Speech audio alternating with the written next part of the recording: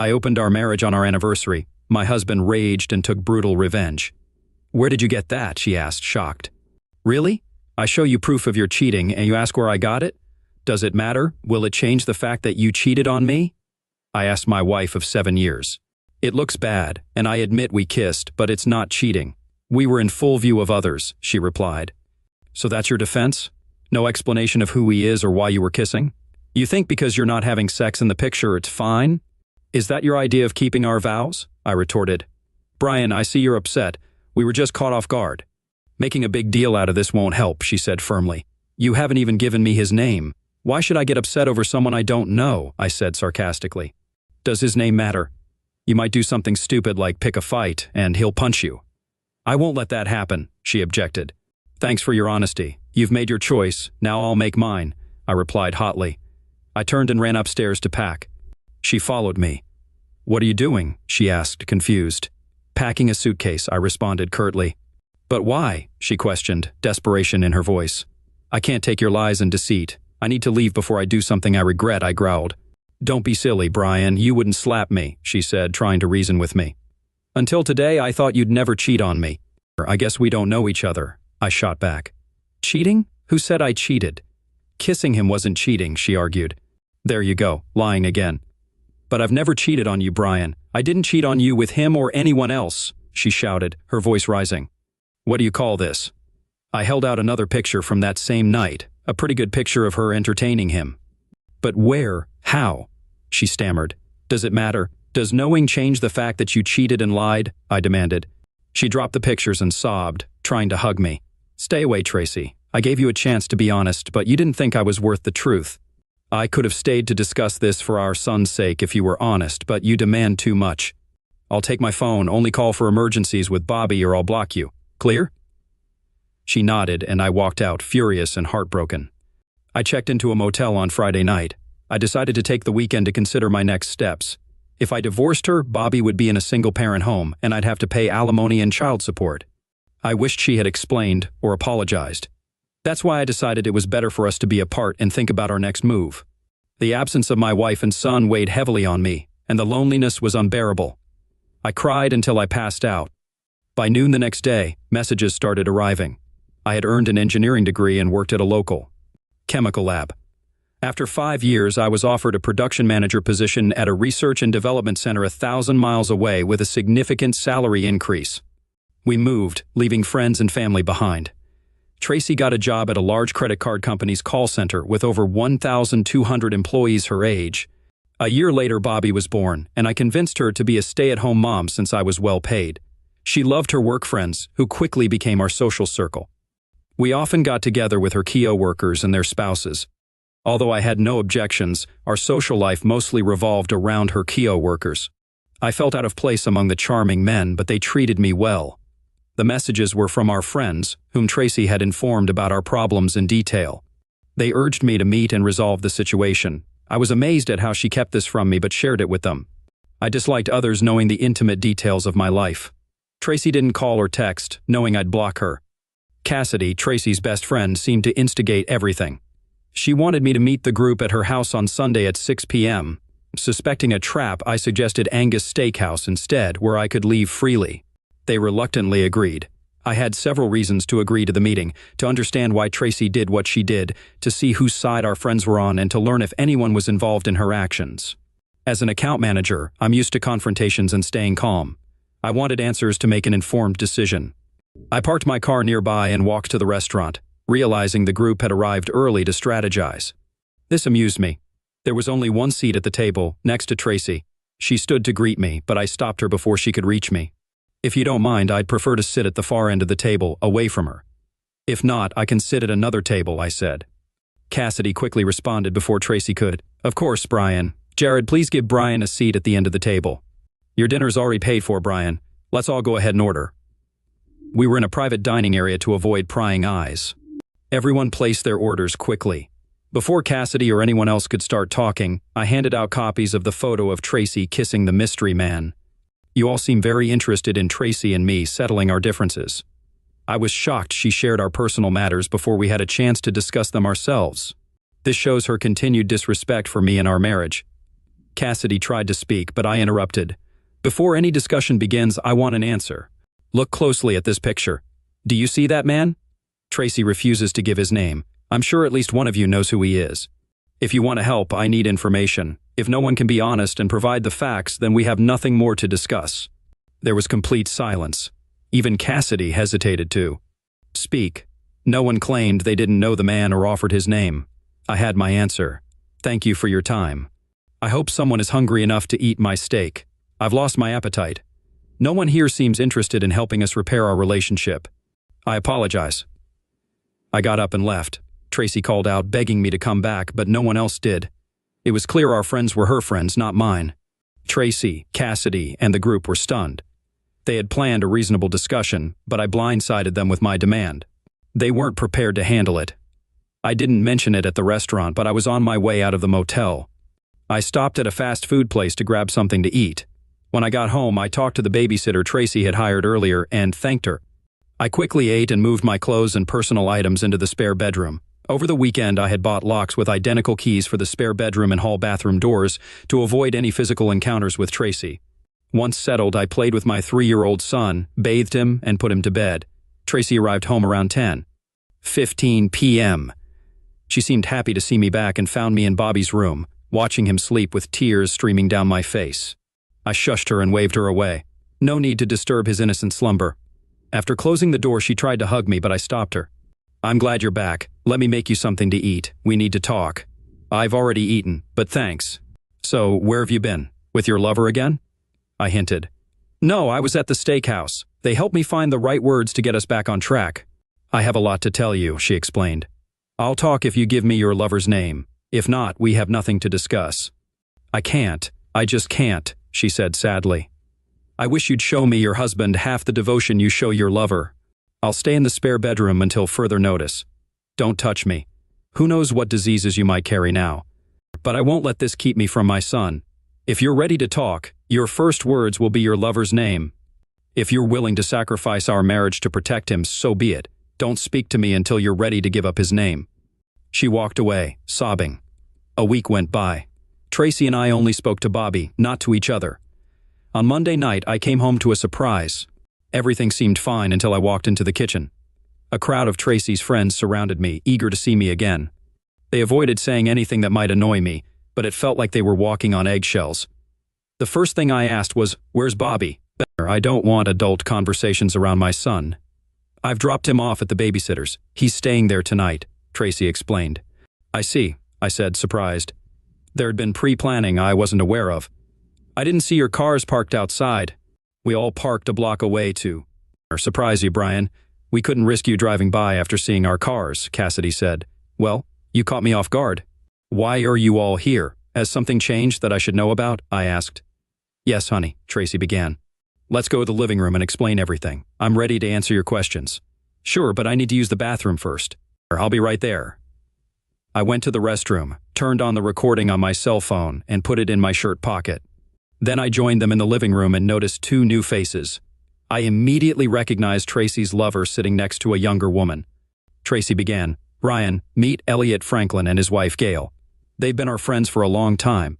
I know this may shock you, but you insisted on knowing who he was. We all decided this was the best way to tell you. If you try to attack him, the guys here will intervene. We don't want anyone to get hurt. So you finally show me his face. It's a bit late to worry about me getting hurt, isn't it? I said sarcastically. You didn't care about hurting me, just keeping him safe. Don't worry, I won't touch him. I don't want any diseases he might have given Tracy. Everyone groaned in disappointment. Cassidy jumped in. Brian, we understand your frustration. Can we speak calmly? We are trying to give you what you asked for. You wanted his name, and now you have it. We assumed you would also want to talk to him, and we've arranged that. Elliot doesn't need me to speak for him. He can speak for himself. We're just introducing you. Elliot stood up and held out his hand. We've gotten off to a bad start. I hope we can be friends or at least polite. I'll treat you with respect and courtesy, and I hope you will do the same. May I call you Brian? He asked. I kept my hands at my side. First, since we're just meeting, Mr. Franklin, you should call me Mr. Wilson. I can't imagine our relationship warrants familiarity. Second, you promise respect after showing blatant disrespect. I won't ignore your insolence and treat you politely in return. Fair enough, Mr. Wilson. My suggestion was for our conversation today, not past incidents. I'd like to discuss what happened between me and the woman you married. Please don't call her my wife. That title may be short-lived. I'm considering divorce, which I'm sure you know. How should I address her, Mr. Wilson? Refer to her as the woman I married. I'll accept that. Very well, Mr. Wilson. I'd like to explain what happened between the woman you married and me. I hope you find my perspective acceptable. I'm listening, Mr. Franklin. Go ahead. Elliot took a deep breath and began, Look around this room, Mr. Wilson. You see a room full of attractive people, including the woman you married and yourself. Do you think it's a coincidence that your best friends are more attractive than average? This group came together like birds of a feather. As friendships grew, so did closeness. Everyone here is in a happy, stable relationship. Our goal is confidence in our soulmates, making us inseparable. We all believe the same about you and the woman you married, he continued. Take my wife, Gail. She's as great to me as any woman here, and we plan to spend our lives together. No man here, including you, will take her from me. This confidence allows us to share with others for our mutual growth. Monogamy is outdated. True love involves trust, closeness, understanding, and sharing. How nice for you and your wife, Mr. Franklin, and the rest of this group if they all agree. But that has nothing to do with me and the woman I married. Excuse me, Mr. Wilson, but don't you see the benefits of trust, understanding, and security in your relationship? You could both grow by opening up to this, he said, spreading his arms to include everyone. If what you say is true, Mr. Franklin, then you just called every woman here a strumpet, including the one I married. I'm appalled you changed her morals so easily. A gentleman never interferes in marital relations as you have. I see your flawed logic, Mr. Wilson. This isn't one-sided. You too are invited to embrace our concepts. You could be with any woman here, if you desired. When you joined our group, it was inevitable you'd be invited to participate fully. If you hadn't reacted so harshly, she would have discussed the potential benefits with you. Instead, she panicked and retreated. I'm sure you'll see the benefits of what we suggest.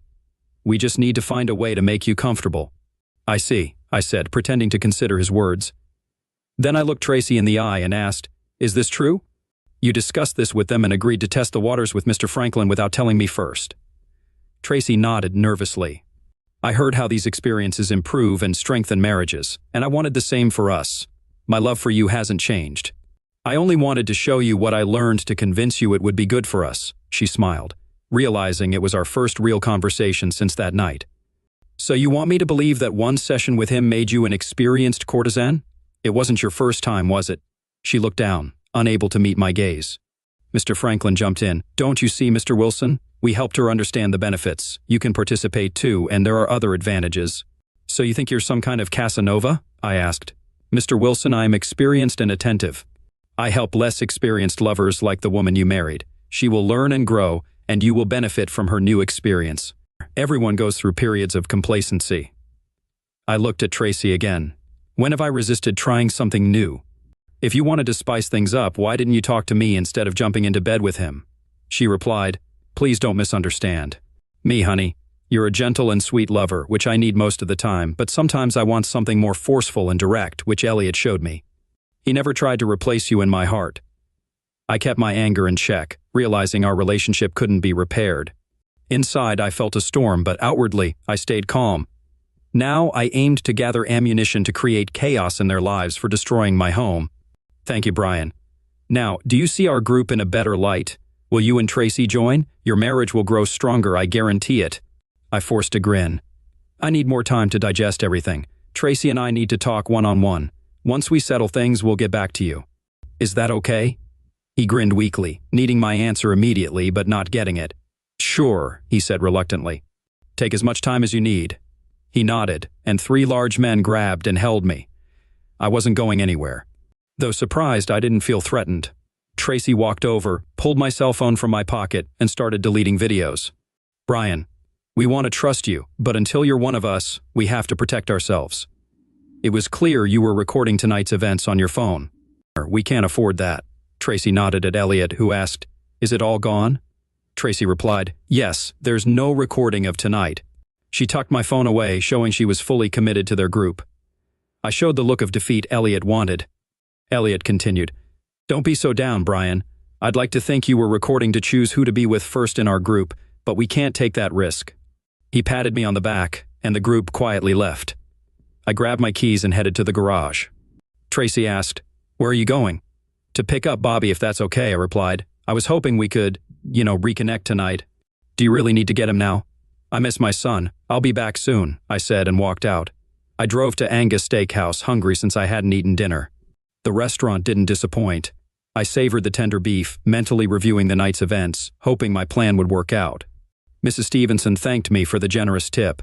I might need her help again soon. Bobby was thrilled to see me and couldn't stop laughing all the way home. I bathed and fed him before putting him to bed. Tracy informed me she was cooking something light, but I told her I had already eaten and she should take care of herself. Offended, she brushed me off, not wanting to upset Bobby. Since we both had work tomorrow, I got ready for bed. Tracy wanted to talk. "What's going on, Brian? You seemed interested in Elliot's offer, then you shut me out." "What happened?" she asked. "I'm glad you asked. Let me answer with some questions.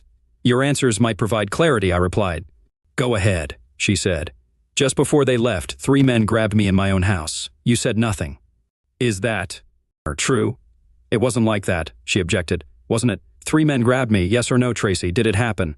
"Yes," she said, but I interrupted her. "Yes, it did. Did you protest? Were there any witnesses who were also silent?" "Yes or no, Tracy?" "No," she answered reluctantly. "We're starting to understand." Next question. "Did I ask you to take my phone and delete anything from it?" "Yes or no, Tracy? Be honest." "No," she said quietly. "So bear with me. This is a long question. Be careful so I don't have to repeat myself. You admit you had no objection to me being restrained in my own home. You also admit you took my cell phone and deleted recordings, not at my request, but at someone else's. Is that true, Tracy? Yes or no?" I asked, my frustration clear. "Yes," Tracy replied. "Good, we're almost there. Since I was in the room and heard no one ask you to delete anything from my phone, you must have agreed to this task without my knowledge. Is that correct?" I pressed. Tracy looked down. "Yes, that's correct. I hadn't thought of it that way." "You make it seem like a betrayal," she said, her voice shaking. "It is a betrayal, Tracy. Now, why did I drop you like a hot potato?" "Your own answers reveal why. You proved today that you were on their side, not mine. Now I'm going to bed alone. I don't want to be around someone who so indifferently betrays me," I declared. Tracy started sobbing as I left her in the hallway. I locked the door. Around 4 in the morning, I heard her trying to open it, but the lock foiled her attempts. Tuesday morning, I talked to the vice president. "Dan, can you recommend a good divorce attorney? One who will fight hard for the husband?" I asked him. "Please tell me you're not asking for yourself, Brian," Dan pleaded, looking worried. "Unfortunately, I am." "I assumed you might know someone," I replied, trying to keep my composure. "I'm friends with Ted Russ from our legal firm. He can recommend someone. Let me call him and get back to you," Dan offered. "Thanks, Dan," I said, feeling a bit of relief. "And don't worry, Brian. This stays between us," Dan assured me. "You don't know how good that feels to hear." "Thank you, Dan," I said, genuinely appreciating his support. On Ted's recommendation, I called B. Thorne's office and set up an appointment for 2:30 that afternoon. It turned out to be Beatrice Thorne. She told me her caseload was 70% women and 30% men, but she fights hard for her clients despite the circumstances. I convinced her of my position, and she agreed to take my case. She warned me I'd be paying child support until Bobby turned 18, including college expenses. I said I was fine providing for my son and hoped for 50/50 custody. For alimony, she said I'd likely pay for 3 to 5 years, depending on the judge. In this state, it's usually 1 year of alimony for every 2 years of marriage, up to 20 years. After that, it's limited to 10 years. Although I'd have to deal with it, the thought of paying her to have fun with idiots pissed me off. Expecting our family to grow, Tracy and I rented the house we lived in for the past 4 years while planning to build our dream home. I had many sketches for our future retreat. Now those dreams are gone. At least the house won't be sold, divided, or fought over. Bobby, being so young, isn't attached to any particular home. If Tracy continues to rent the house, it doesn't matter to me. I know I could never sleep in the master bedroom again, knowing it had been used by that idiot. Who knows how many times they had been together before I discovered her infidelity. B explained that the average divorce in our state takes 8 months if uncontested and a year if contested. I hoped for the 8-month timeline. Staying married to a traitorous wife held no appeal now that I had decided to divorce Tracy. B also mentioned there was no financial benefit to filing a declaration of infidelity, but it could help in custody disputes. She said the paperwork could be ready by Thursday afternoon, and I asked her to serve Tracy at work on Friday at 10 a.m., so her friends and colleagues could witness it. After resolving the divorce issues and agreeing on a fee, I asked about living arrangements until the divorce was finalized. What questions do you have, Brian? B, my attorney asked. My main concern is time with my son. 8 months to a year is a long time for both of us. I don't want to be an absent father. Would it be illegal or inappropriate to continue living in the same house to maximize my time with him? I inquired.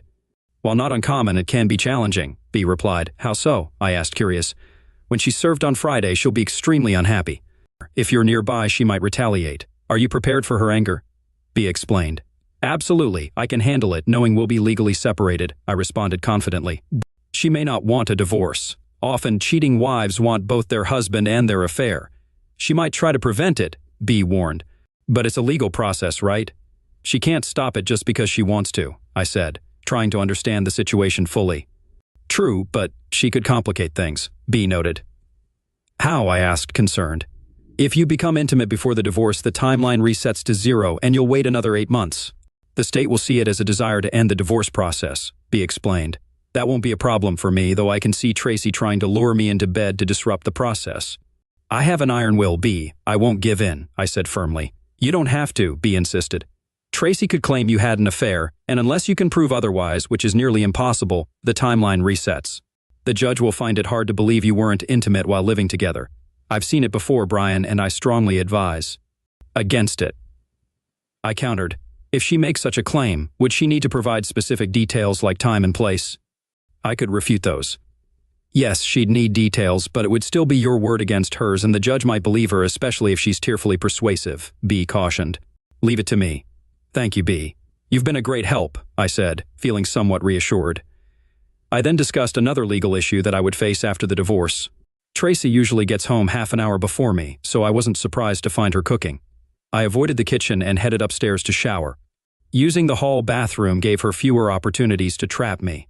I took a change of clothes with me, practicing living separately under the same roof. When I came out of the bathroom, she was waiting in the hallway. Dinner will be ready soon. Bobby's in his high chair. You smell nice, she said. I'll be right down. Thanks, I replied, unlocking my spare bedroom door. The tension was palpable, but she didn't say anything sarcastic. As we ate, she began, I'd like to explain about the cell phone last night. Go ahead, I said calmly. Elliot knew you were recording and said it wasn't fair to expose everyone to that risk. They couldn't leave until the threat was neutralized. He suggested I delete the records myself in your presence. I see. And why did they trust you to do that to your husband? I asked. Because I gave them my word, Brian. I don't understand, she said, sounding confused. Understand what? Didn't you promise to be faithful to me on our wedding day? Silence followed my remarks, and I was glad for it. Darling, I don't want you to think I'm on their side. That's not true, Tracy insisted. It isn't. What if those men had grabbed you in our house? Do you think I would have stood by silently? I challenged. What choice did you have, Brian? They could have taken you easily, she reasoned. That's true, but that wouldn't have stopped me. I would have fought for you because I would have been on your side, not theirs. Last night, you acted like one of them, I pointed out. I'm sorry you don't understand, Brian. I explained about the cell phone. I don't know what else to say, she said, looking frustrated. There's nothing more to say, is there? I joked. You're right. How did you find those pictures, Brian? I'd like to know, she asked, her curiosity piqued. I'm sure you would. Maybe one of your friends isn't as loyal to your cause. What if a coworker sent those pictures to me? How would you feel? I teased. Who? Please tell me who, a man or a woman? She asked urgently. I can't tell you, Tracy. Why not? She asked, exasperated. I gave my word, I said with a grin. She realized she wasn't getting anywhere and decided to change the topic.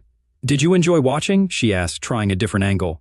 No, I just saw a bunch of animals, I replied. Bluntly. That's right, Brian, it doesn't have to be emotional. It's supposed to strengthen our marriage, she argued. How's that going? Our marriage is hanging by a thread, I retorted. I already feel closer to you, she added sarcastically. Don't be like that. You don't understand. Tracy, has our life become so boring and devoid of fantasy that you think we can't survive as a couple without involving others? I asked, my voice filled with disbelief. I didn't say that. It's not about survival. Don't you want to do more than just survive? Shouldn't we take chances to strengthen our marriage?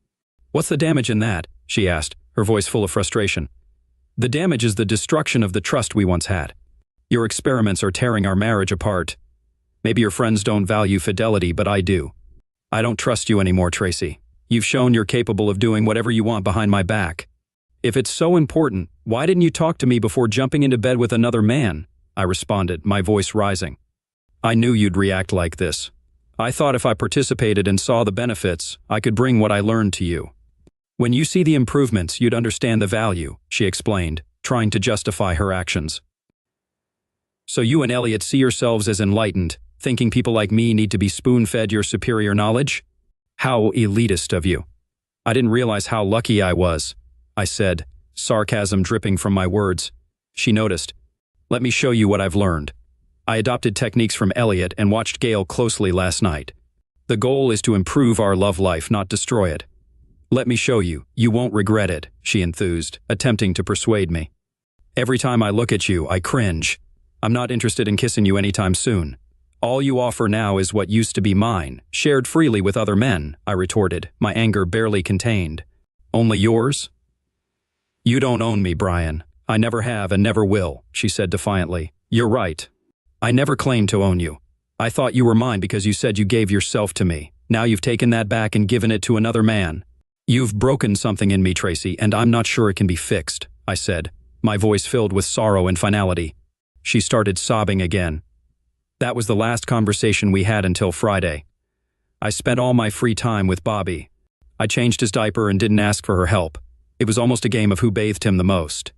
Bobby enjoyed the attention, and so did I. Over the next few days, I researched Elliot and Gail Franklin. I found almost nothing.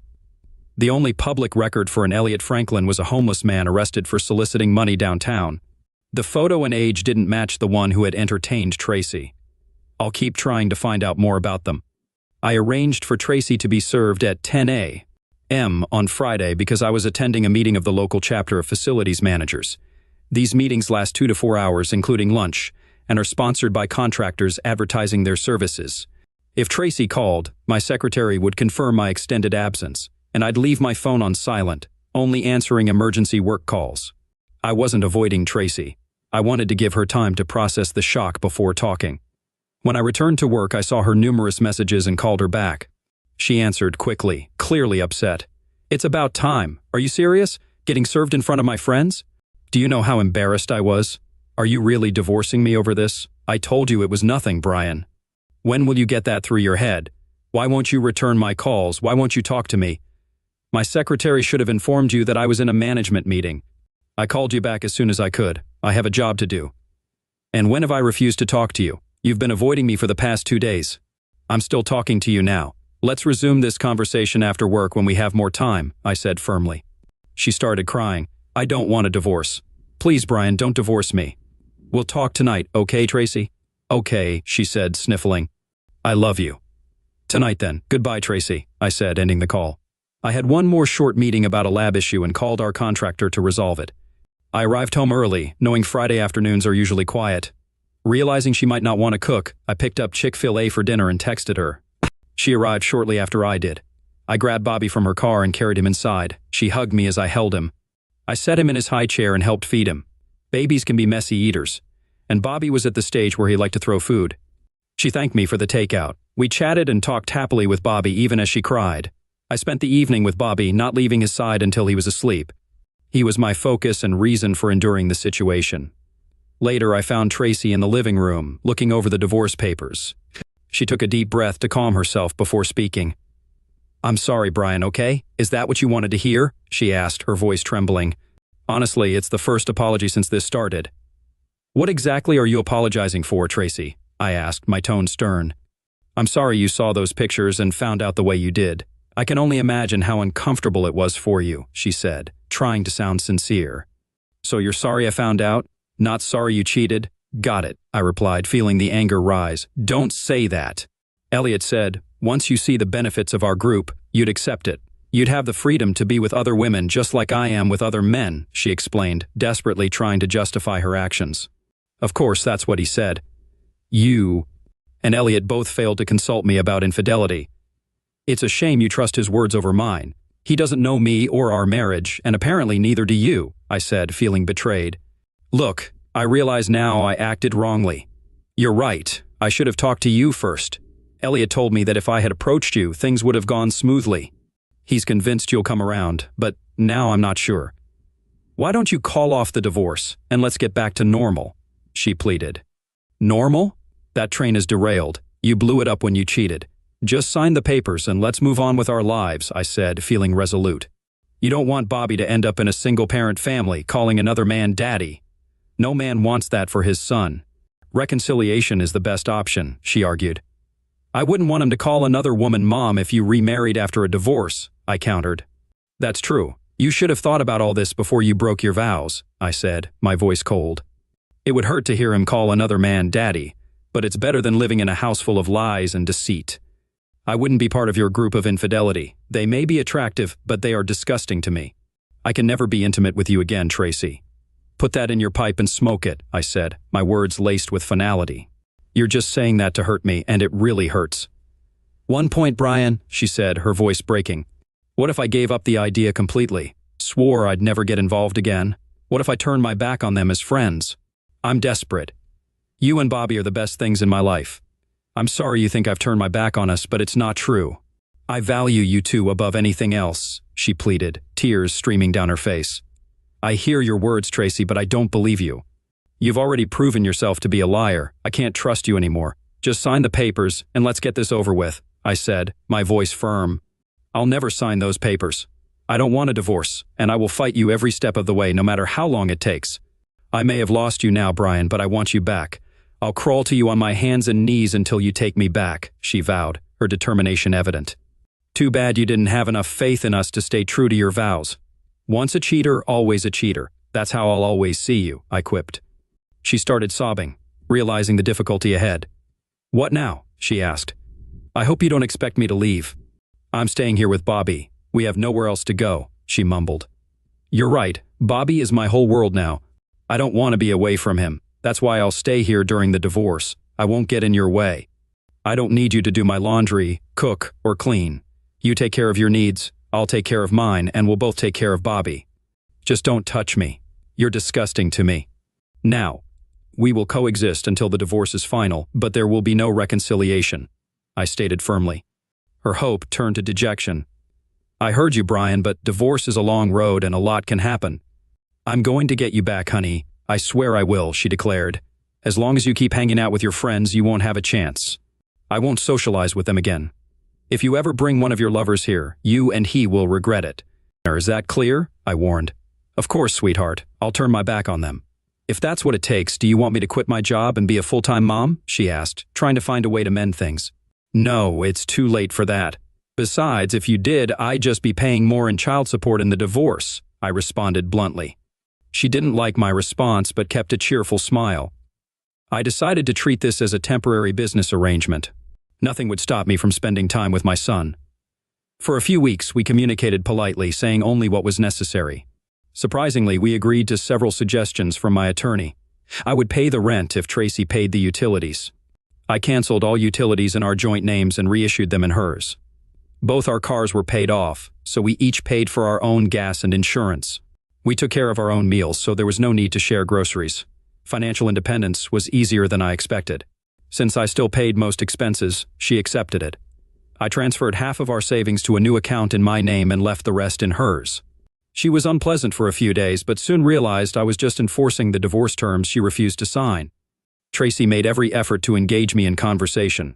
I was always polite and never refused unless she got personal. I never asked her for anything or started conversations.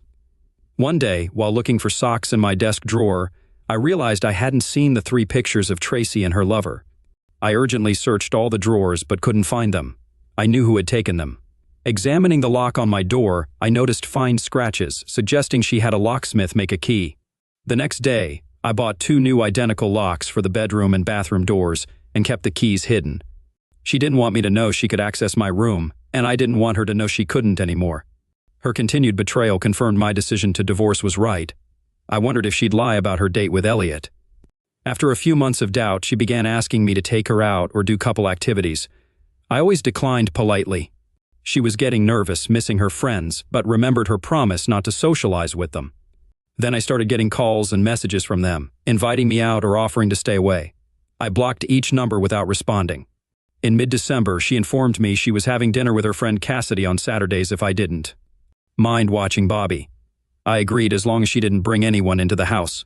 I joined my employer's bowling league on those Saturday nights, enjoying myself and the attention Bobby got from the ladies. It was much better than sitting at home wondering about Tracy. One day, I got home later than Tracy, and she asked where I had been with Bobby. I told her the truth. She asked to come along next time, and I told her honestly that I only left the house when she did. This upset her, but pleasing Tracy was no longer my concern. She often asked how we could be a loving couple again if I never gave her a chance. She never signed the divorce papers, which were supposed to take a year. 6 months later, my attorney, B. Thorne, informed me that Tracy's lawyer had successfully argued for 10 mandatory marriage counseling sessions, 2 a week. I had to attend and answer every question the counselor asked. I asked if I could repeat the same short sentence for every question. B. said as long as it was relevant to our marriage, it was fine. I thanked her and hung up. Tracy's lawyer ensured the counselor favored the wife and vilified the husband. I didn't care what the therapist thought as long as I followed the law. To every question and statement from Tracy and the therapist, I replied, I don't want to stay married to a promiscuous woman. Soon, they were both frustrated and angry. Despite the verbal abuse from both women, I remained calm and polite. After the 5th session, the therapist canceled the remaining sessions, calling them unproductive. The following months passed without change. I spent every spare minute with Bobby, strengthening our bond. 4 days before the divorce hearing, Tracy moved out with Bobby, and I was served with a restraining order. B contacted me with bad news. B, you know me better than that. Not one word is true, I said, trying to keep my composure. Okay, I needed to hear it from you. I will fight for you, but it will be hard without evidence. Has she provided all the information needed to investigate her allegations? B asked, her tone serious. Yes, I have the details in a folder in my office, I replied. Email me the information. Remember, you cannot contact her or your son until I tell you otherwise. If she calls, hang up immediately. Understood? B instructed. Got it, I repeated. 2 days later, I walked into the house after work and was shocked to see Tracy at the kitchen table. Her car wasn't there, so she must have come with someone else. My first impulse was to leave to avoid violating the restraining order, but she called out, Brian, turn around and listen if you want to see Bobby again. She had my attention. I just stared at her, keeping my distance. You don't have to say a word, just listen, she said. I stayed calm and non-confrontational. First, hand me your cell phone so I can turn it off, she demanded. I placed it on the table. She picked it up and turned it off to ensure no recording. I tried to talk you down, but you were stubborn. I had to resort to desperate measures. How does it feel to be on the other side? I claimed we had sex to turn back the clock, but Elliot convinced me to have a backup plan in case your lawyer objected. So I made up a story about you hitting me. We both know you never touched me, but I needed full custody of Bobby, leaving you with little time with him. It's cruel, but it gives me leverage. If you cancel the divorce and agree to join our group of friends, I'll lift the restraining order, move in, and we can resume our marriage. Bobby wouldn't be in a single-parent family. What's not to like? I promise you'll get used to it.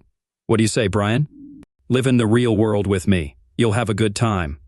She hit me where it hurt the most, my son. Nothing else in the world means as much to me as he does. I'll answer as soon as I can. For now, please leave, I insisted. She smirked as she walked past me, knowing she had leverage. I waited until I heard the door close. Looking out the window, I saw a shiny Lexus pull up, driven by Elliot Franklin. He must really want her in his group. I had a lot to think about. B informed me my presence at the divorce hearing wasn't required, but I wanted to be there. As I left the men's room heading to the courtroom, Tracy appeared and hissed, You had your chance, you bastard. I'll tear you to pieces in there. Your son will never know your name and will call another man father. I will marry a real man who trusts and believes in me. She spat in my face and hurried away. Onlookers stared, wondering what I had done. I wiped my face with a handkerchief and entered the courtroom, sitting in the back. I hoped my lawyer was as good as her reputation.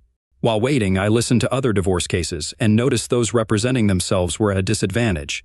Our case wasn't heard until 1 p.m., making for a long day. Tracy testified first, detailing the alleged assaults with dates, times, and locations. She sought custody, child support, alimony, and maybe even jail time for me. Despite her tearful testimony, my attorney B remained calm, drawing flowers in the margins of her notes. Tracy's lawyer painted me as a violent and unsuitable parent, claiming Tracy had tried to reconcile and that my jealousy destroyed our marriage. After Tracy's lawyer finished, B began her questioning. I want to confirm that you're certain of the dates, times, and locations of the alleged attacks. Could you be mistaken, Mrs. Wilson? B asked.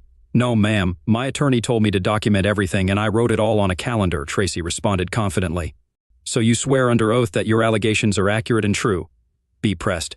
Yes, ma'am. The truth must be told, Tracy responded tearfully. No further questions, Your Honor, B said. You may step down, Mrs. Wilson. Thank you, Judge Cor Feldman advised Tracy. She and her attorney seemed stunned that B didn't question her more thoroughly. Tracy's smirk said it all. She thought she had won. She was ready to turn my son against me, and the thought made me shudder. Your Honor, I would like to call Mr. James McMahon to the stand to testify, B requested. The judge nodded, and a plain man took the seat. Tracy and her lawyer conferred, looking puzzled. Please state your full name for the record, B asked. James Winford McMahon. Thank you, Mr. McMahon. May I call you James? B inquired. Jim, please, he responded. Thank you, Jim. Can you tell the court where you work and the nature of your business? B asked. I own and operate McMahon Investigative and Security Services, Jim explained. Jim, how did you meet my client, Mr. Wilson? B continued. He approached me about 14 months ago, concerned about his wife, Mrs. Tracy Wilson. He suspected infidelity, but had no proof. We offer private investigative services to confirm such suspicions, and he used our services, Jim answered. What did you discover during your surveillance of Mrs. Wilson? B asked. We gathered evidence of her infidelity and provided him with 3 photographs of her in bed with another man, Jim stated. Were those the only existing copies of her dating? B asked. No, ma'am. We store all photos and videos in secure cloud storage and maintain the originals. Mr. Wilson only received copies, Jim clarified. And do you have other copies of these images? B asked. Yes, right here. They are copies of the uncorrupted originals, Jim confirmed. Thank you, Jim. Your Honor, we would like to admit these 3 photographs into evidence, B requested. The judge accepted the photos, reviewed them, and handed them to the bailiff for processing. Thank you, Your Honor. Jim, was that the end of your association with Mr. Wilson? B asked. No, ma'am. He was concerned the affair might be ongoing and asked for guidance. I recommended installing hidden surveillance cameras and microphones throughout the house to monitor and record phone calls, secret meetings, and graphic images, Jim explained. And did Mr. Wilson hire your firm to do this? B inquired. Yes, ma'am. We installed the equipment the next day while Mr. and Mrs. Wilson were at work, Jim confirmed. Objection, Your Honor. Tracy's attorney protested. I request that all evidence obtained through those hidden cameras be declared inadmissible. Mr. Wilson could have easily altered those recordings to smear my client. Judge Cor Feldman looked at B. Before I rule on your objection, I'd like to find out if there are grounds for it. Attorney Thorne. Thank you, Your Honor, B replied. Jim, can you explain the nature and type of surveillance system installed in Mr. Wilson's home? All cameras transmit data wirelessly to a laptop hidden under the house, which is connected to a wired Ethernet hub, Jim explained. The data is streamed to our secure cloud servers. Mr. Wilson does not have access to the raw records. The laptop only stores the web address to which the content is sent. The only way to access these files is to contact my firm. We ensure the chain of evidence is constantly monitored. Mr. Wilson's only involvement is the monthly replacement of the camera batteries. Judge Feldman smiled at Jim and nodded. I've seen you in my courtroom before, Mr. McMahon. Your firm has an excellent reputation. The objection is overruled. Thank you, Your Honor, B responded, turning back to Jim. She continued, Jim, you heard Tracy Wilson's testimony accusing my client of assault. Here are the dates and times of the alleged assaults. Do you think her accusations have any merit? No, ma'am, they don't, Jim replied confidently. What makes you so sure? B asked. When we reviewed the recordings from those dates, there were no incidents of violence. Mr. Wilson was happily playing with his son, and Tracy Wilson was alone in another room. The house was peaceful at the times of the alleged assaults. Tracy and her attorney avoided eye contact, focusing on the floor. Jim, can you provide additional information regarding her allegations? B prompted. Yes. I have a transcript of a phone call Tracy made the day before she moved, Jim stated. She talked about hating to see her husband treated this way and mentioned someone else punching her up so she could blame him. She planned to use this as leverage against him. Objection, Your Honor. That's hearsay, Tracy's attorney interjected. I can provide the original tapes. The transcript is an accurate reflection of her words, Jim offered. Tracy's lawyer did not object further. Thank you, Jim. No further questions, Your Honor, B said, and sat down. Judge Feldman then addressed Tracy's attorney. Would you like to question this witness? Defeated, Tracy's attorney replied. No questions, Your Honor. Thank you, Mr. McMahon. You may leave the room, Judge Feldman said. Thank you, Jim responded, and then left the courtroom. After Jim took his seat, the judge continued. It's clear that an innocent man is being falsely accused to sway the court for full custody. Mrs. Wilson has perjured herself, a third-degree felony punishable by up to 36 months in prison. This transcript will be forwarded to the district attorney for possible prosecution. I grant full custody of Bobby Wilson to his father, Brian Wilson. Tracy Wilson will have visitation rights at Mr. Wilson's discretion. Mr. Wilson, please be generous with visitation, as your child needs his mother. I nodded in agreement. As for alimony, I award $1,000 per month to Tracy Wilson for 42 months. Each of you will keep your automobiles. The checking and savings accounts will be divided equally based on the balances as of the divorce petition filing date. Each party will retain their retirement accounts. Since Mr. Wilson has primary custody, the court will not award child support. Mr. Wilson, do you wish to stay in your current residence or move? Judge Feldman asked. I stood up. Your Honor, I don't want to live there any longer than necessary. Tracy can keep renting the house. I'm moving out. Very well, Mr. Wilson. The lease will be left to Mrs. Wilson, Judge Feldman confirmed. Tracy staggered to her feet.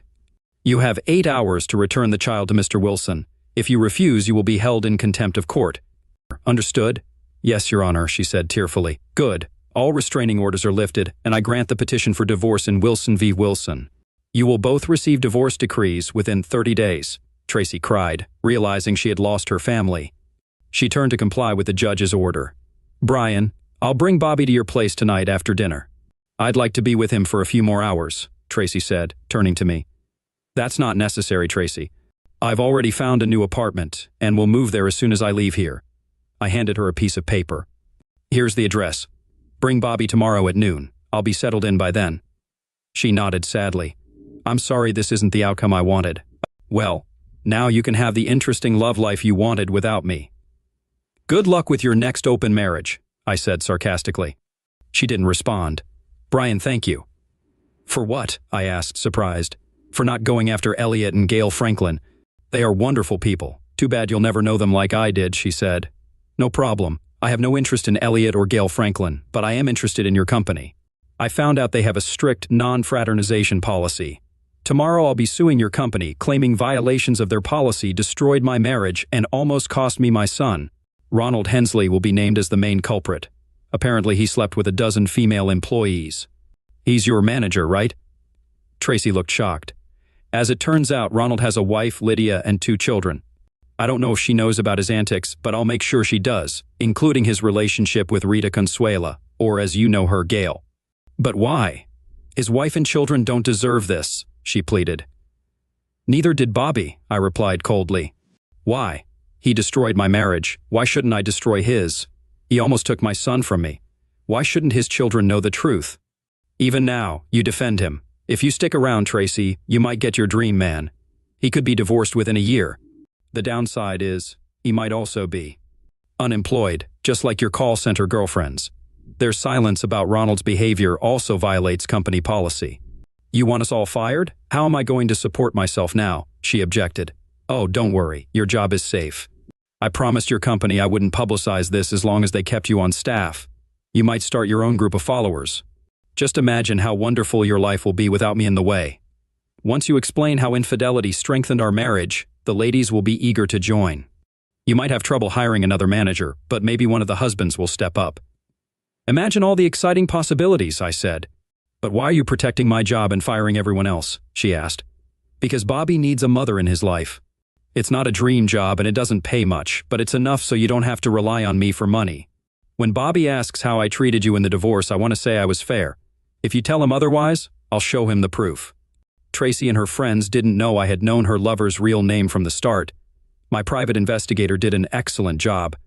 An engineer always approaches a problem with knowledge. If we don't have the answer, we find someone who does. B, my lawyer, sued Tracy's call center for $1.5 million and settled for a tidy sum. She kept $250,000 and the rest went to me. I wrote Tracy a check for $42,000, paying my child support obligations in full with plenty left over to build my dream home. Word spread quickly at work, and many single ladies saw me as a potential catch, but after this roller coaster, I'm going to focus on Bobby for a while before dating again. Free at last.